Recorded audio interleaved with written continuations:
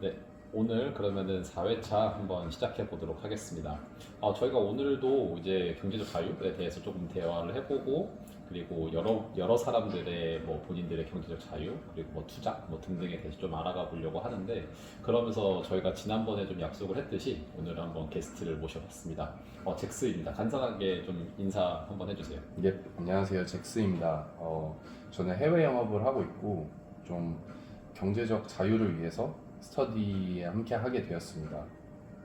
그리고 제프님이 좀 잘 아시잖아요. 한번 어떤 분인지 소개 좀 해주시면 좋을 것 아, 같은데. 네, 잭스는 말씀하신 대로 지금 저희랑 같은 회사에서 해외 영업을 하고 계시고, 저도 몰라도 관심이 있는 건 알고 있었는데 생각보다 더 많은 관심을 갖고 계시고 또 관련해서 다른 뭐 관련된 뭐 투자 경험도 조금 있으시더라고요. 그래서 그런 부분에서 이제 원하시는 걸 많이 얻어가셨으면 좋을 것 같고, 또 재밌는 거는 잭스는 이제 경제에도 관심이 많으시지만 또 이게 인문학이나 또 사회학 이런 데도 독서도 많이 하시고 저랑 그런 얘기 많이 해서 조금 우리가 하는 스터디를 조금 더 여러 가지 좀 풍성하게 해주시지 않을까 그런 기대를 하고 있습니다.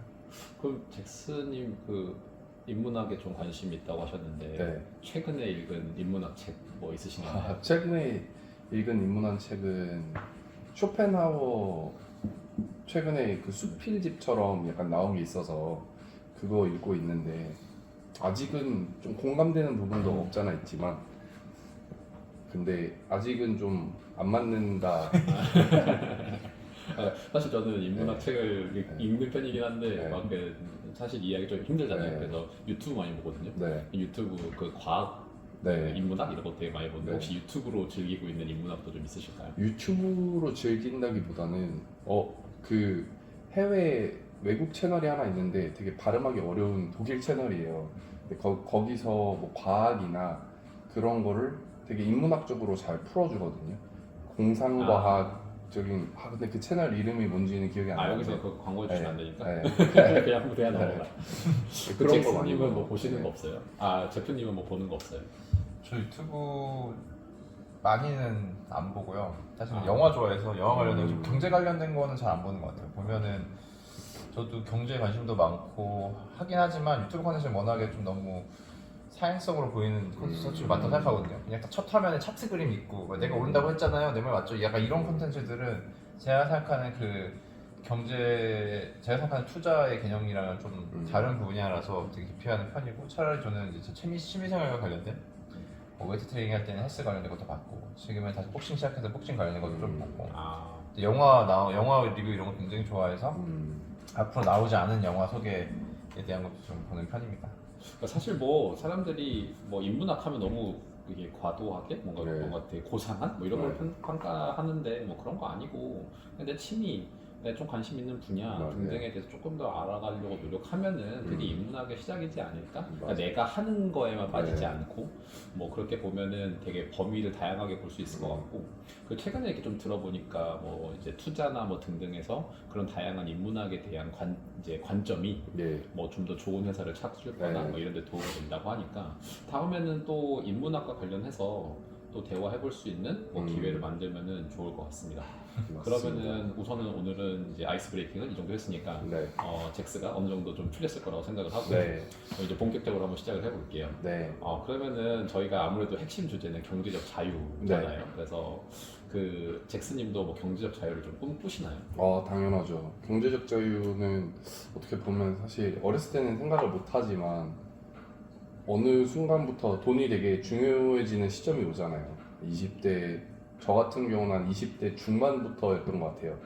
그 전까지는 용돈을 받고 학생이었는데 그 이후에는 뭔가 이제 나도 내 돈을 벌어서 먹고 살기 시작하는데 과연 이 돈을 받고 내가 미래를 살아갈 수 있을까? 라고 생각을 하다가 그 흐름이 경제적 자유까지 이어졌던 것 같아요. 20대 중반에 이 돈을 받고 네. 이런 생각이 든 계기가 있으신가요? 그때 이제 저 20대 중반만 해도 전역을 하고 다시 인도에 돌아가서 살고 있었어요. 인도. 네, 거기서 유학을 했었기 때문에 살고 있다가 이제 부모님께서 돈을 보내주시죠. 근데 돈을 보내주시는데 이 돈 계산을 잘못해서 월 중간에 땜빵이 난 거예요. 근데 2주를 이제 돈이 없는 상태로 살아야 되는데 정말 그때는 뭐 물 마시고 친구 집 가서 밥 얻어먹고 친한 카페 사장님한테 가가지고 밥 얻어먹고 이런 식으로 살다 보니까 아 정말 돈 관리를 잘해야겠다라는 생각 많이 들더라고요.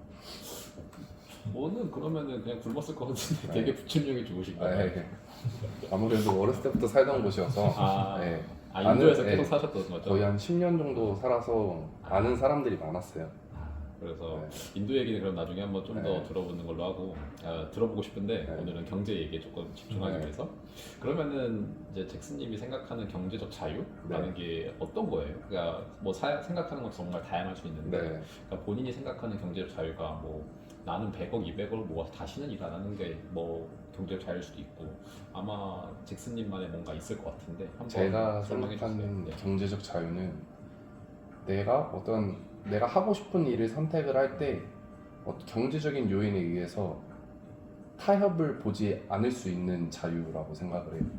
뭐 예를 들면 내가 하고 싶은 일이 있는데 여기에 연봉이 내가 생각하는 것보다 부족해가지고 연봉 생각 때문에 이 일을 선택하지 못하는 거나 내가 뭔가 독립을 해서 나만의 사업을 하고 싶은데 이후에 뭐 한 1, 2년 동안 돈을 못 버는 상황을 생각을 하고 사업을 시작하지 못하는 것 같이 사실 되게 많은 경제적으로 독립을 한 이후에 되게 많은 선택이 어떤 경제적인 요인에 의해서 한계가 지어져 있거나 선택을 하지 못하는 경우가 많은 것 같은데 경제적 자유는 이거에서 더 이상 돈에 구애받지 않고 내가 하고 싶은 일을 자유롭게 선택할 수 있는 것이라고 생각을 해요.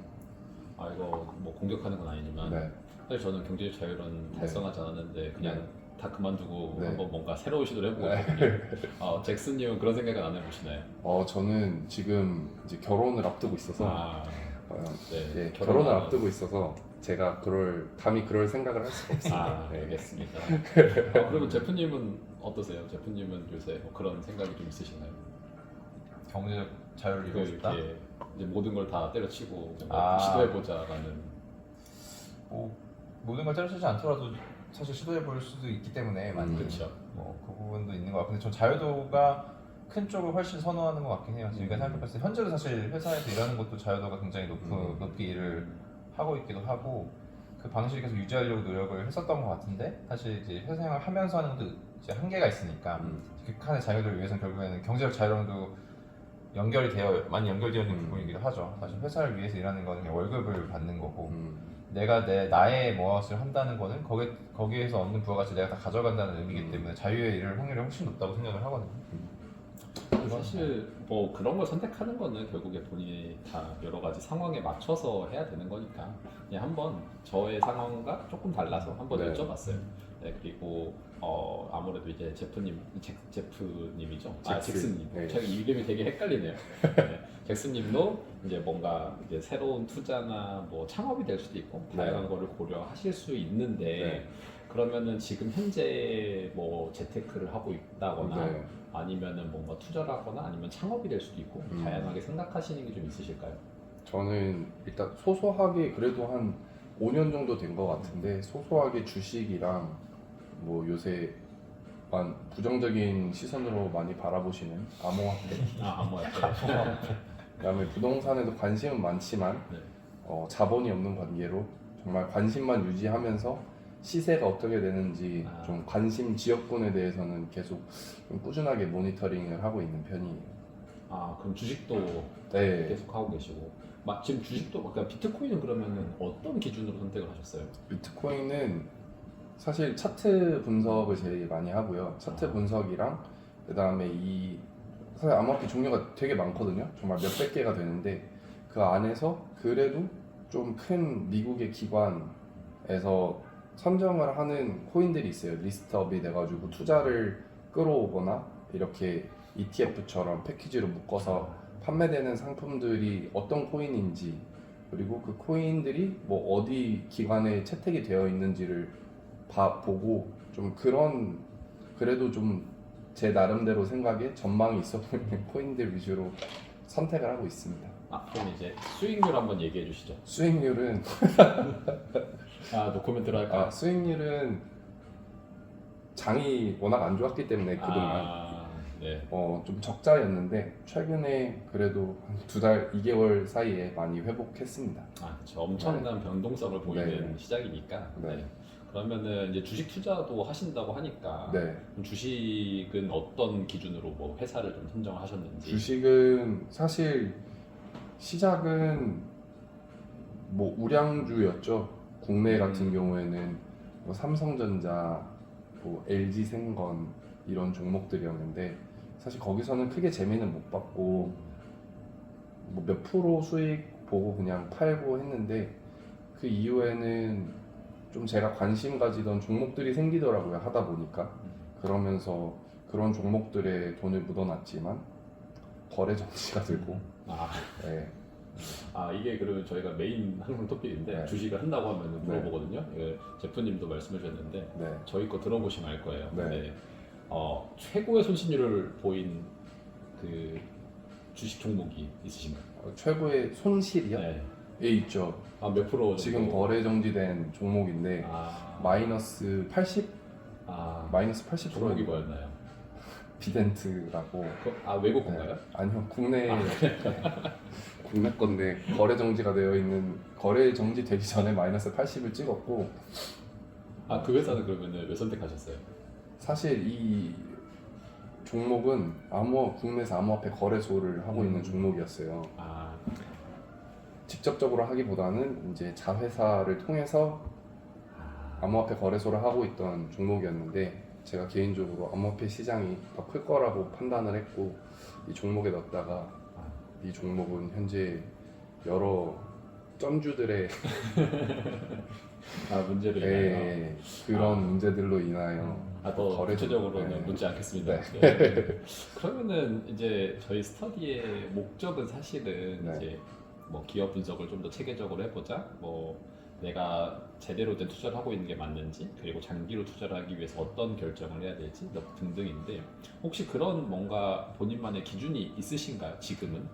네, 어느 정도는 있어요. 근데 이게 사실 영업이익도 되게 중요한 지표라고 생각을 하고 그 다음에 순이익이랑 영업이익, 그 다음에 그 영업이익이 연별로 아니면 분기별로 계속 올라가고 있는지를 많이 보고 그 다음에 사실 차트를 많이 보죠. 차트. 네. 차트 보시면은 뭐가 사실 보이나요? 저는 이게 차트 읽는 법 뭐 등등 해가지고 네. 해보는데 네. 그런 얘기 있잖아요. 뭐 날아오를 것 같다. 21선을 뭐 점프. 돌파하면은 뭐 골든 크로스다 네. 뭐 이런 거 있는데 네. 그게 전 잘 안 맞더라고요. 근데 그 잭슨님은 어떠셨어요? 저는 한 200일 기준으로 선을 그어놔요. 200일 기준으로 선을 하나 그어놓고 이 선 밑에 있으면 일단은 현재 약간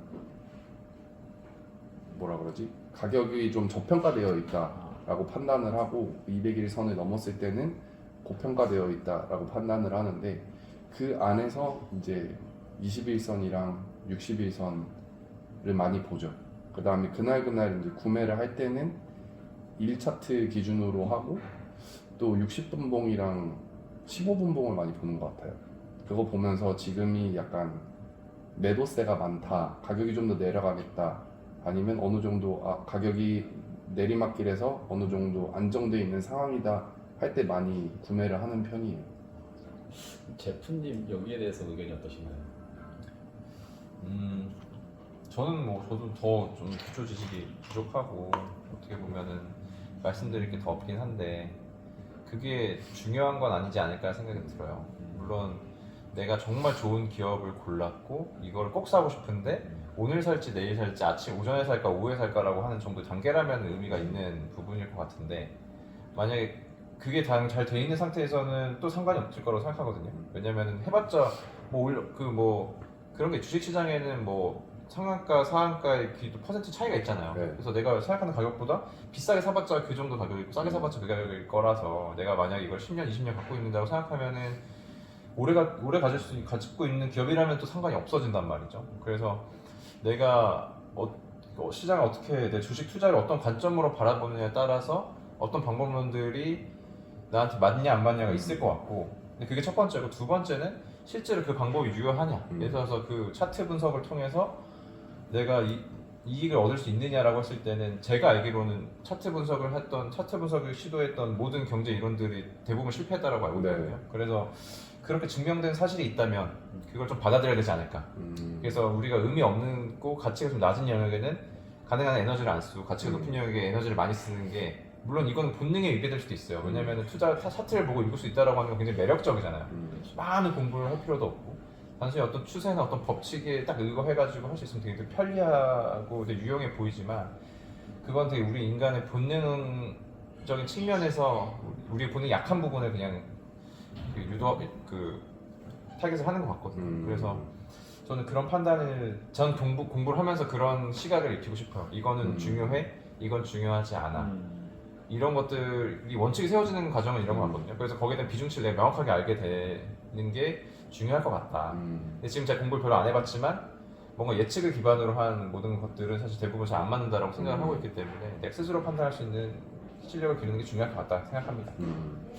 제가 생각하는 경제적 자유에 네. 이제 그러니까 이게 자꾸 이게 오늘 그 잭슨님을 공격하는 것 같은데 그런 거 아니에요? 네. 네. 그러니까 저는 생각하는 경제적 자유에 그 차트 분석하고 이런 게 저는 안 맞다라고 생각하는 게 뭐냐면 아침에 일어나서 저는 커피 한 잔 마시면서 네. 신문 보고 네. 아 오늘 좋아 하고서는 뭐 운동도 하고 뭐 이러는 게 저의 경제적 자유지 네. 차트 보고 있는 거에 저의 경제적 자유가 아니라서 네. 그러니까 이 차트 보고 뭐 지금 사야 되나 팔아야 되나 이거를 하려 그러면은 결국에는 하루 종일 주식장에 붙어 있어야 되잖아요. 저는 근데 그런 게 아니라 그러니까 그 차트 크게 봤을 때 200일선을 기준으로 밑에 있으면 저평가됐다고 판단을 해요. 그러면 이제 거기에 다른 요소들이 있겠죠. 거시경제적인. 네네. 지금 장세가 매도세가 더 강했을 때 계속 내려가는 거니까 차트에서는 차트 찍히는 게 결국에는 하락한다라는 거는 매도세가 더 강한 거고 그렇죠. 매수세보다 그 말은 시장에서 돈이 빠져나가고 있다라는 거거든요. 그럼 돈이 빠져나갔을 때 그거에 대해서 관련된 기사를 읽어보거나 그러면서 어떤 저만의 기준을 만들어 놓은 거죠. 이게 저평가되고 있는데 왜 저평가되고 있을까? 기업 때문인 걸까? 시장 때문인 걸까? 그러면서 이게 내려갔을 때 어느 시점에 오면 내가 이거를 지금부터 사면 괜찮은 걸까? 라는 거를 판단하는 지표인 거죠. 200일선 위아래냐가 저한테는 그래도 그거를 보고 이제 저평가 되기 시작했네?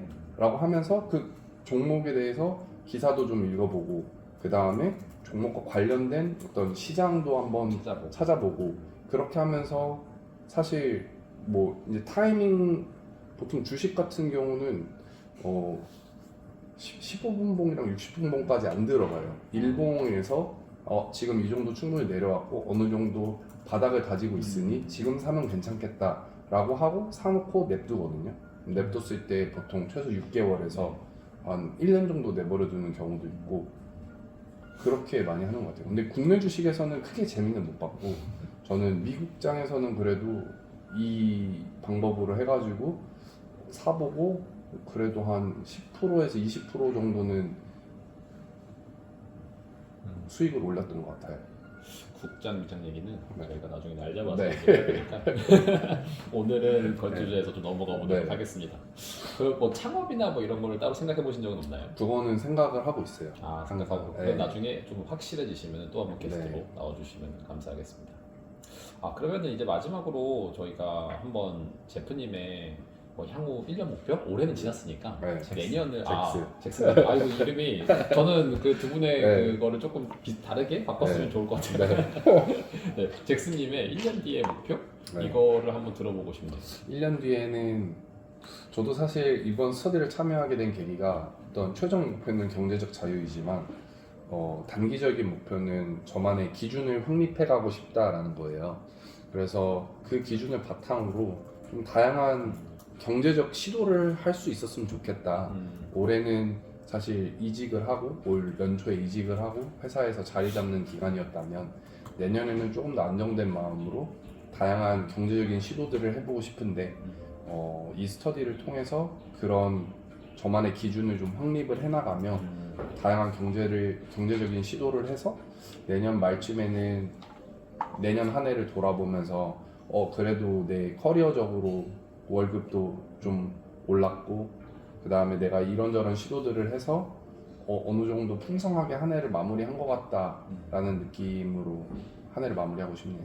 그걸 조금 구체적으로 알려주시면 안 될까요? 여기 자꾸 숨기시는 것 같은데 뭐 연평균 수익률을 한 20% 가져가겠다. 연평균 수익 20은 솔직히 매우 어려울 것 같고 연평균 그래도 10% 정도는 제가 투자한 거에서 한 연평균 10% 정도의 수익을 먹고 그 다음에 꾸준하게 좀 투자를 할 수 있는 회사들을 찾아내서 적립식으로 매달 부어보고 그 다음에 또 사이드 잡 같은 거를 해보면서 좀 거기서도 수익을 만들어 보고 싶다라는 경제적인 목표가 있습니다. 아, 네. 그러면은 오늘은 이제 저희가 마무리할 시간이 된 것 같아서 예. 잭슨님의 이야기를 여기까지 한번 들어보고 그럼 다음에 1년이 아니더라도 뭐 창업과 관련된 얘기가 또 있거나 네. 등등 새로운 아이디어가 있으면은 또 네. 한번 게스트로 출연을 해주시면 감사하겠습니다. 혹시 대표님 뭐 마지막으로 하실 말 있으신가요? 뭐 1년에 한 번 보는 것보다는 더 자주 보면 좋을 것 같고. 네. 뭐 사실 매일 출연해도 됩니다. 게스트 섭외하는 게 쉽지가 않기 때문에 네, 그래서 뭐 경제적인 내용, 뭐 네. 스터디한 내용도 같이 이제 네. 어쨌든 잭슨님도 같이 저희랑 스터디를 하고 네. 계시니까 같이 참여해서 뭐 경제적인 내용들 우리 진행한 것들 같이 얘기해봐 주셔도 좋을 것 같습니다. 네. 네, 그럼 오늘은 여기까지 마무리를 해보도록 하겠습니다. 지호였습니다. 제프였습니다. 잭스였습니다. 네.